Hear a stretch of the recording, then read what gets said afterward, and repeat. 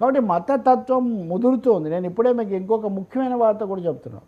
కొద్ది రోజుల కిందట హైదరాబాద్ బుక్ ఫెస్టివల్లో వేణుగోపాల్ అనే మన పాత్రికేయ మిత్రుడు తిరుపతి చరిత్రకు సంబంధించి ఒక ప్రాచీన గ్రంథం అమ్ముతుంటే అతని మీద వెళ్ళి దాడి చేశారు. ఆ తర్వాత హైదరాబాద్ చుట్టుపక్కల ఉన్నటువంటి స్కూళ్ళల్లో 2 దళిత ఉపాధ్యాయులు, ఒక అతను ప్రిన్సిపాల్ ఆయన మీద దాడి చేశారు. ఇలా కాదు అలా చెప్తున్నావు, నువ్వు అవమానిస్తున్నావు అని. మొన్న నేను నెల్లూరు వెళ్ళినప్పుడు నెల్లూరులో బుక్ ఫెయిర్ జరుగుతుంది. అక్కడ కూడా సనాతన ధర్మం అంటే ఏమిటి అని ఒక 2 పుస్తకాలు మేము ఆవిష్కరించాం. ఒకటి ఎంవిఎస్ శర్మ, ఇంకోటి ప్రొఫెసర్ శ్రీకృష్ణ మాలి అని. అది మేము ఆవిష్కరించి సభ జరుగుతుండగానే ఒక అబ్బాయి వచ్చి తగాదా పెట్టుకున్నాడు. మేము ఎవరి జోలికి పోలేదు, ఎవరిని అనలేదు.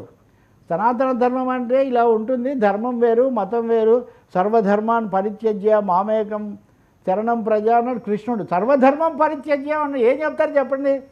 ధర్మం అంటే ఏంటి, మతం అంటే ఏంటి, ఇవన్నీ అనేవాడు. కృష్ణుడు ఏమన్నాడు? అన్ని ధర్మాలు పరిత్యజించి నా మీదే ఉంచమన్నాడు. ఆయన మతం పేరు చెప్పలేదు, ఆయన ఇంకొకటి చెప్పలేదు.